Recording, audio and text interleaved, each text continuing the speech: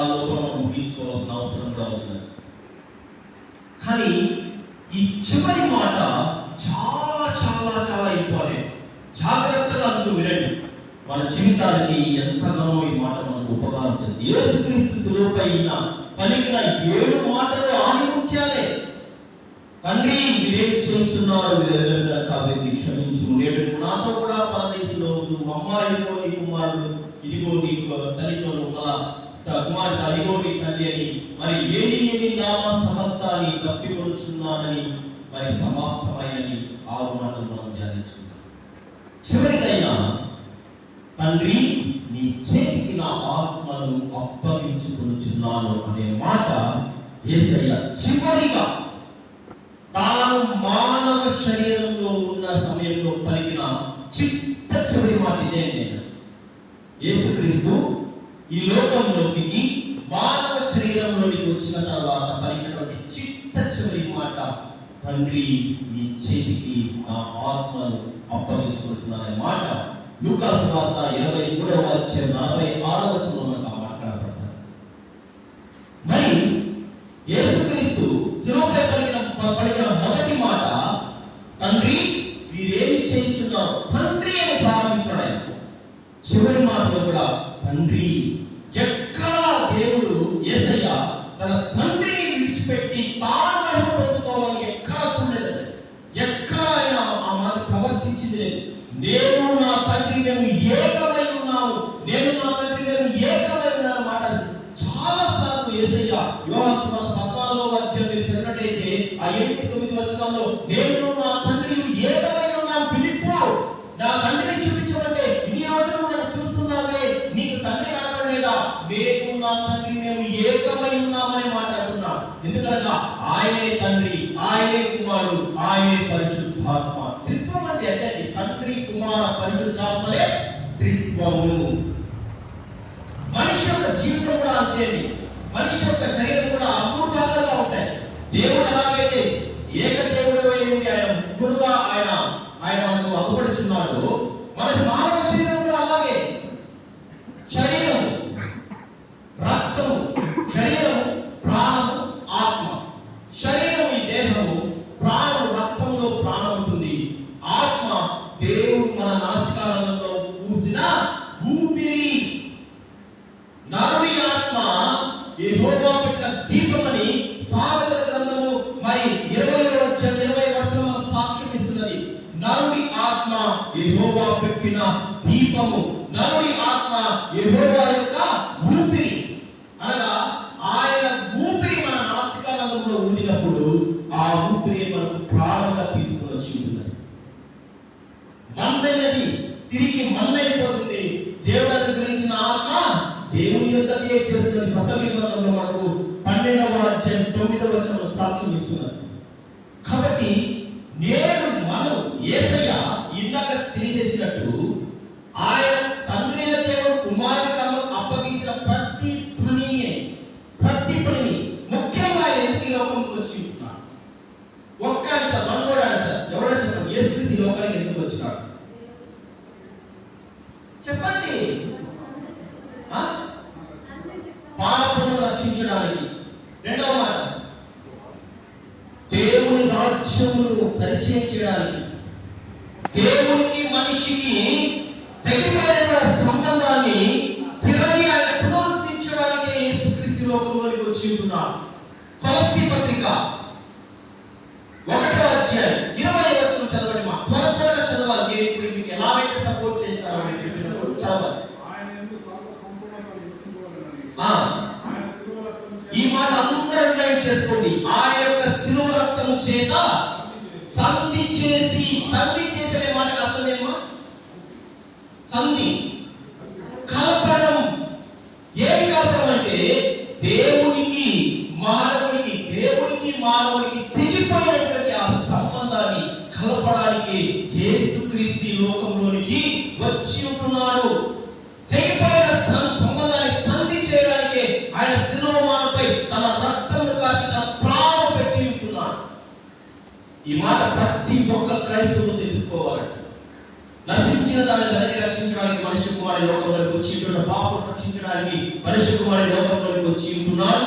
అదే రీతిగా నిన్ను నన్ను దేవుని రాజ్యంలోకి చేర్చడానికి, దేవునితో సంబంధం ఏర్పరచడానికి, సంధి చేయడానికి ఆయన ఈ లోకంలోనికి మానవతారిగా దిగి వచ్చి ఉంటున్నాడు. తన మహిమను వదులుకున్నాడు, దైవత్వాన్ని వదులుకున్నాడు, మరి గొప్పతనం వదులుకున్నాడు. ఏమీ లేని ఒక బీదవాడిగా ఈ లోకంలోకి వచ్చింది. అందుకే 2 కొరింథీయులు 8వ వచనంలో ఆయన ధనవంతుడై ఉండి మీ దారిద్ర్యం వలన ఆయన దారిద్ర్యం వలన మనము ధనవంతులు కావాలని మన నిమిత్తం ఆయన దరిద్రుడైపోయినట్టుగా మనకు ఆ వాక్యం సెలవిస్తున్నదండి. ఆయన యొక్క మహిమ ఎక్కడ, ఆయన యొక్క గొప్పతనం ఎక్కడ? ఆయన మనందరి కోసం కురుపిగా మారిపోయినాడే. ఇలువెల్లా గాయాలు, రక్తము, దెబ్బలు, భయంకరమైన హింస, మరి ఇన్ని ఘోరమైన బాధలు ఎందుకు పడ్డాడంటే నిన్ను నన్ను దేవుని రాజ్యానికి చేర్చడానికి.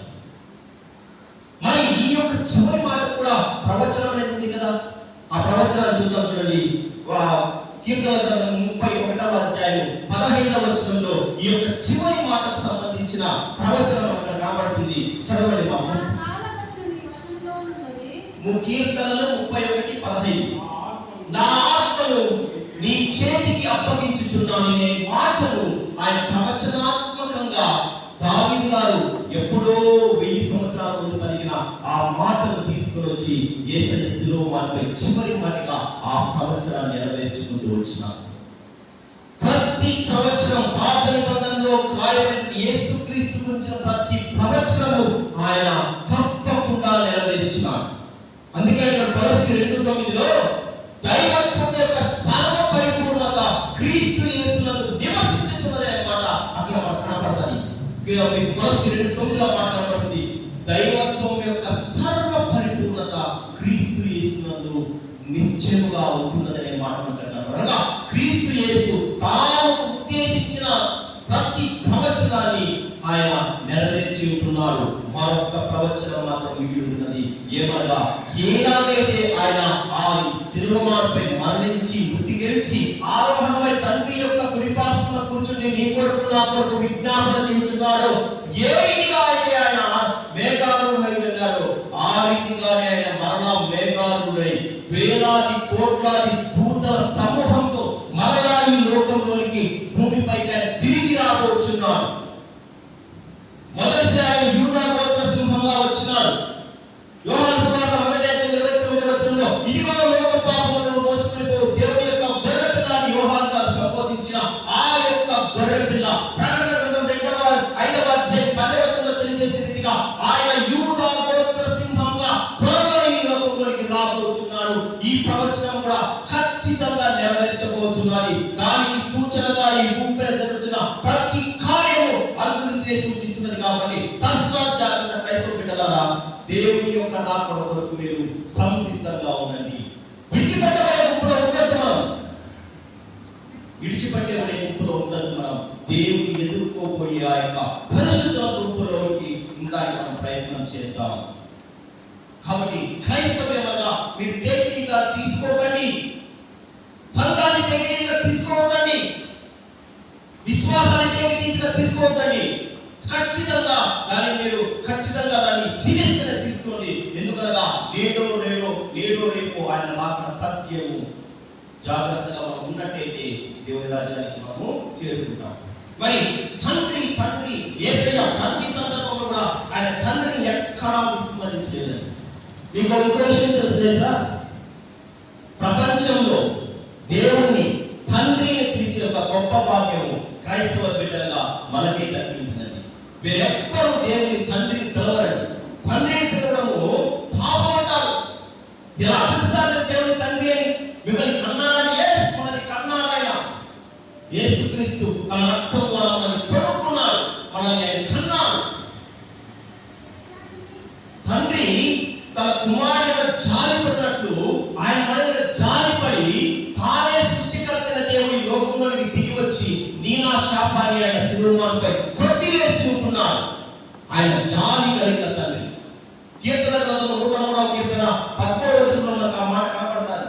ఆయన జాలి కలిగిన తండ్రిని మాట మనకు కనబడతారు. ఇంకా నీతి స్వరూపం తండ్రి కనబడతారు, మహిమా స్వరూపుడైన తండ్రి అని మనకు కనబడతారు, పరిశుద్ధ తండ్రి మనకు బయట వాక్యంలో కనబడతారు. యేసుక్రీస్తే మనకు నేర్పించి ఉంటున్నారు, పరలోకమందున్న మా తండ్రి మీరు ప్రార్థన చేయండి. యేసుక్రీస్తే మనకు ఆ మాట నేర్పించి ఉంటున్నారు. ఎందుకనగా దేవుని ఇక్కడ జరుగుతున్న మరలా చిక్కుకోవద్దు. ఎందుకనగా నేను నా రక్తం పట్టి నేను కొనుక్కొని ఉంటున్నాను, ధనం పట్టి నేను కొనుక్కొని ఉంటున్నాను. రోమపత్రిక 8వ అధ్యాయం 15వ వచనం చదివినట్లయితే మనకు ఆ మాట ఒక కనబడతారు. చెప్పండి మా, రోమా 8:15. ఏదైనా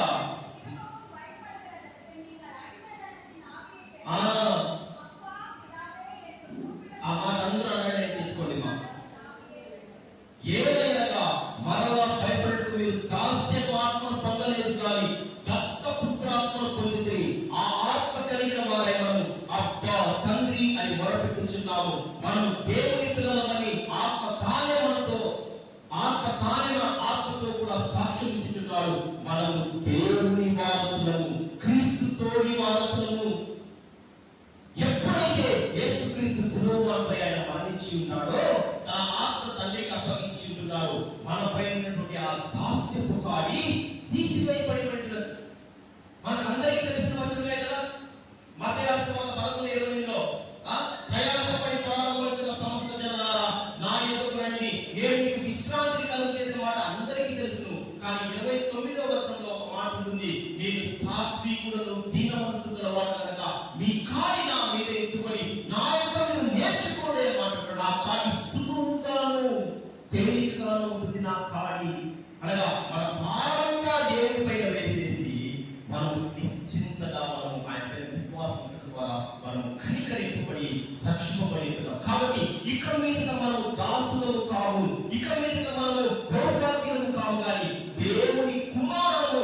అందుకే మనకు అబ్బా తండ్రి అని మొరపెట్టుకునే ఆధిక్యత మనకు ఆయన అప్పగించి ఉంటున్నాడు.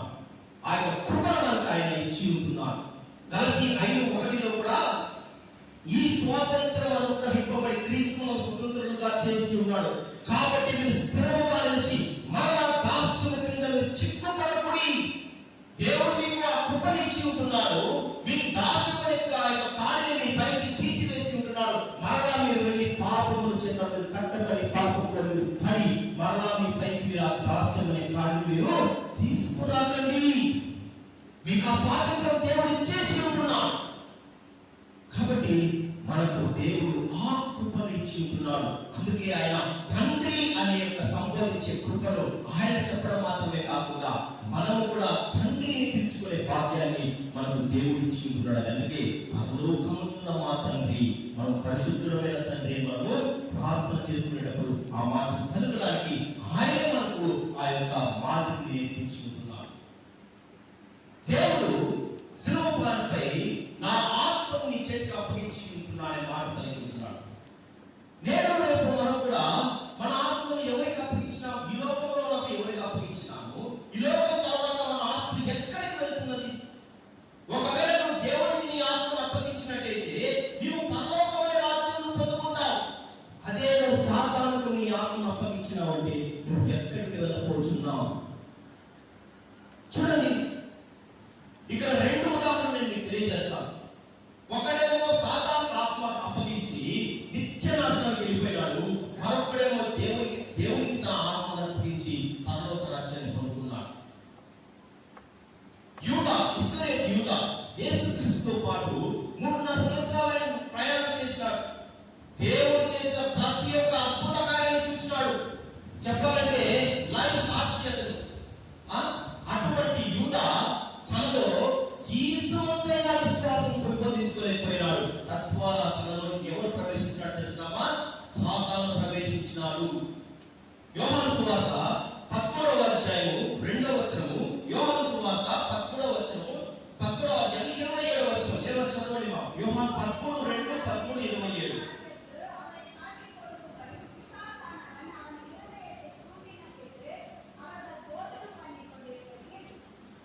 వారు భోజనం చేయించుండగా ఆయనను అప్పగింపవలని సీమోను కుమారుడు ఇస్కరియోతు యూదా హృదయంలో అపవాది అంతకుముందే ఆలోచన పుట్టించాడు.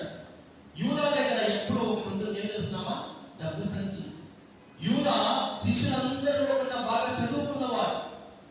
వీరెవ్వరూ చదువుకున్నవారు కాదు, విద్యలేని పాపలు వారు చాలానే. కానీ ఇస్కరియోతు యూదా మాత్రం చక్కగా చదువుకున్నవాడు. దేవుడు ఆయన ఏ అబ్బాయిని అప్పగించాడంటే డబ్బు సంచి ఆయన దగ్గర ఇచ్చుకున్నాడు. ఇతడు డబ్బు సంచిలో ఉన్న ధనాన్ని కాజేస్తూ వచ్చాడనే మాట మనకు యోహాను సువార్త 12వ అధ్యాయం మొదటి 10 వచనాలు చదివినట్టే మీకు అక్కడ మాట కనబడతారు. గమనించండి. వీరు దొంగ ఎత్తున్నాడు. మరి దొంగతనమును నరహత్య చేయడానికి సాతాను వచ్చినట్లుగా ఇతడు మొదట దొంగ అయినాడు, తర్వాత ఇప్పుడు నరహంతకుడుగా మారిపోయినాడు. నరహంతకుడుగా అంటే అతడేమో పోయి చంపేయలేదు, కానీ యేసుక్రీస్తును పట్టించడం ద్వారా అతడు కూడా ఒక రకంగా హంతకుడుగానే అయిపోతున్నాడు. యోహాను సువార్త 13:27లో ఆరు ముక్క పుచ్చగలగానే సాతాను వానిలో ప్రవేశించెను. ఈ మాట చాలా చాలా తీవ్రంగా ఆలోచించాల్సిన విషయం. మన హృదయంలో దేవునికి మనం స్థానం లేదనుకోండి, అక్కడ ఎవరు చేస్తారు తెలిసిన? రెడీగా ఉంటాడు వాడు. మీ విరోధి అయిన అపవాది ఎవరిని నిందుతున్నాని గర్జించు సింహం వలె గజపుచ్చు వాడు లోకమంతా తిరుగుచున్నాడనే మాట మనం గుర్తు పెట్టుకోవాలి. నీవు నీ హృదయాన్ని దేవుడికి ఇయ్యలేదనుకోండి, తప్పకుండా నీ హృదయంలో వచ్చేవాడేమో తెలిసిన? అపవాదే. వాడు ఒక్కసారి నీ హృదయంలోకి వచ్చాడంటే వాడి ప్రాణం చాలా కష్టం, చాలా చాలా కష్టం. వాడి ఎన్ని రకాలైనా ప్రవర్తిస్తాడు. నీతిమంతుడు ఒకే రకంగా ఉంటాడు. సాతాను హృదయం కలిగిన వాడైతే రకరకాలుగా ఉంటాడు. వాడు పూటకో మాట, కంటి చూపు కావచ్చు, వాడి మాట కావచ్చు, చెప్పేది ఒక మాట, చేసేది ఒక మాట, ఇతరుల పైన అబద్ధాలు చెప్పడము, ఇతరుల పైన వేరే వ్యాపారం ఒప్పడము, వాడిని ఎలాగైనా నాశనం చేసేద్దామా, ఎలాగైనా వాడిని తొక్కేద్దామా, ఇలా రకరకాలైన అభిప్రాయం వాడిని మనం కలిగిస్తాం. వానికి మన హృదయంలో మనము స్థానం ఇవ్వలేకూడదు. యూదా వారి హృదయంలో లేని వల్ల ఆఖరికి అతడు హతసాక్షిగా మార్చవలసిన వాడు అతడే ఆత్మహత్య చేసుకుని చనిపోయేంత దుష్ట స్థితికి దిగజారిపోయినాడు యూదా. అదే యేసుక్రీస్తు ఆత్మ కలిగిన వాడు. ఇందాక కూడా చెప్పారు ఎవరో మనకు స్టెఫను గురించి. స్టెఫను యేసుక్రీస్తు తన హృదయంలో తీసుకున్న తర్వాత అతని ముఖము దేవముఖం అనే ముఖం మాటగా ఉందనే మాట సాక్ష్యం బయలుస్తున్నది.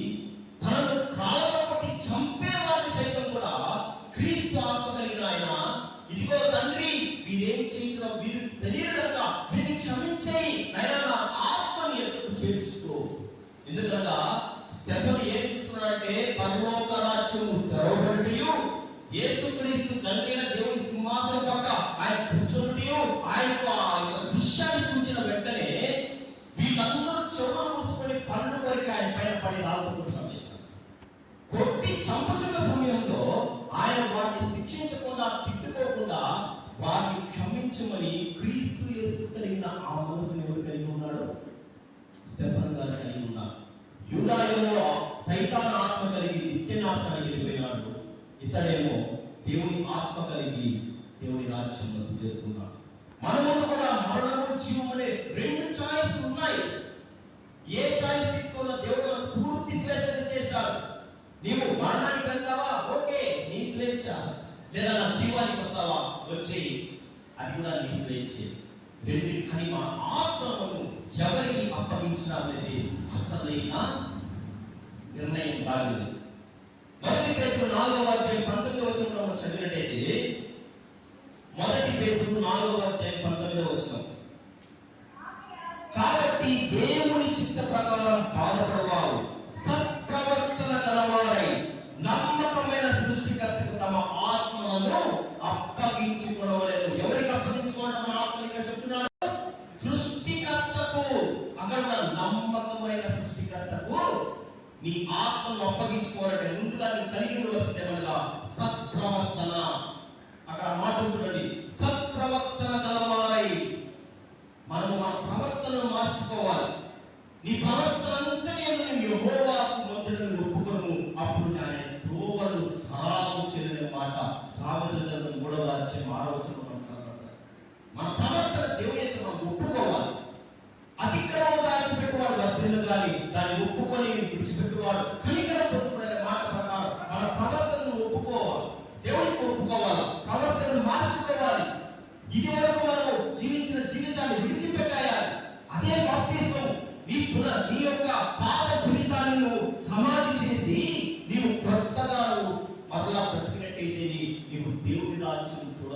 నీ ఆత్మ దేవుని రాజ్యంలోకి చేరాలంటే నువ్వు ఇక్కడే కొత్తగా జన్మించాలి. ఒక్కసారి జన్మించిన వాడు 2 మరణాలు పొందుతాడు. ఈ మాట బాగా అర్థం చేసుకున్నాడు. ఒక్కసారి జన్మించిన వాడు 2 మరణాలు పొందుకుంటాడు.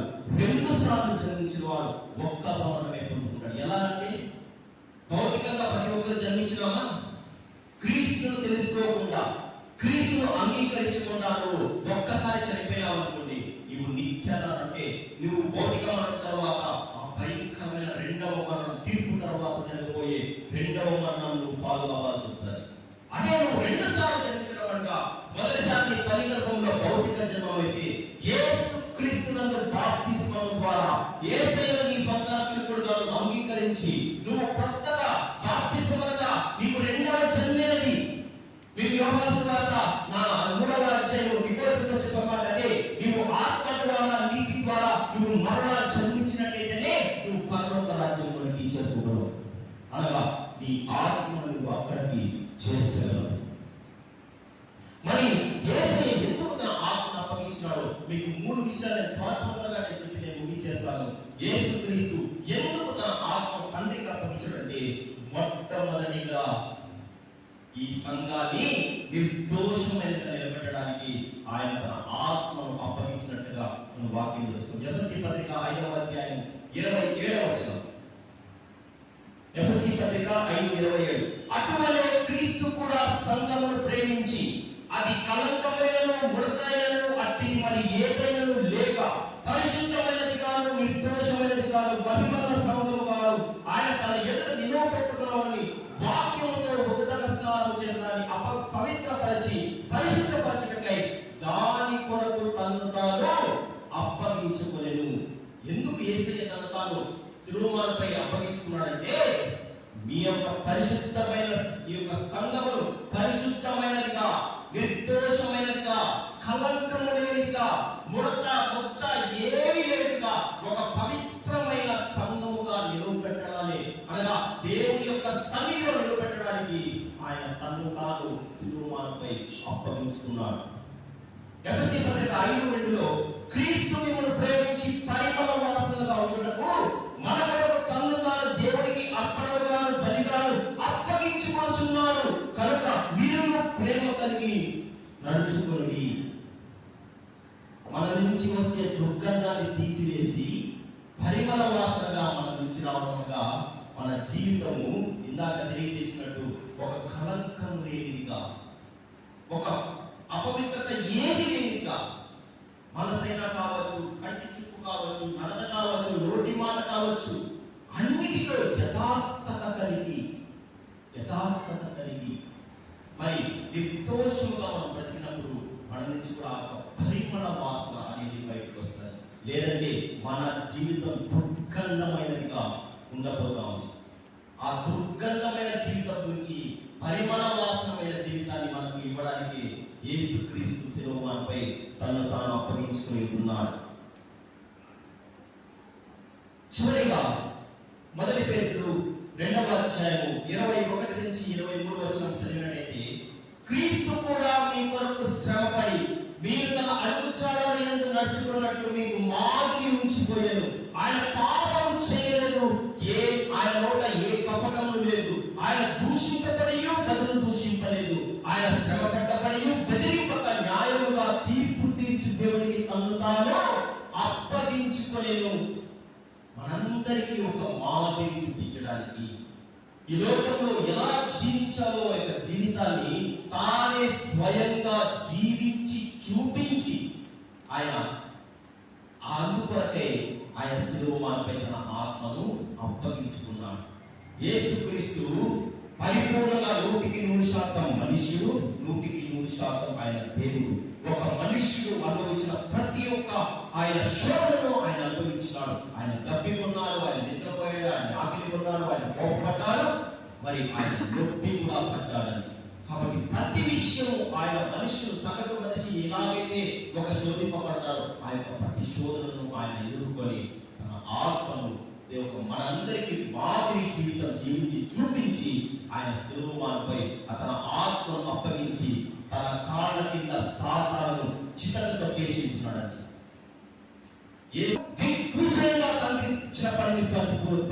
పూర్తి చేసి ఉంటున్నాడు. సాతాను ఎలాగైనా యేసయ్యను ప్రతి శోధన ఎన్ని శోధనలు ఆయన ఇచ్చినా కానీ ప్రతి శోధన ఆయన జయించి ఆఖరి రక్తపు కొట్టు వరకు శిలువ పైన ఆయన కాల్చి ఆయన దిగ్విజయంగా తండ్రి ఇచ్చిన పనిని సంపూర్తి చేసి సాతాను యొక్క తలను ఆయన చితక కొట్టించి ఉంటున్నాడు. అదే మన నుంచి కూడా ఆయన కోరుకుంటున్నాడు. ఆయన తండ్రి తనకిచ్చిన బాధ్యతను ఆయన సంపూర్తి చేసినాడు.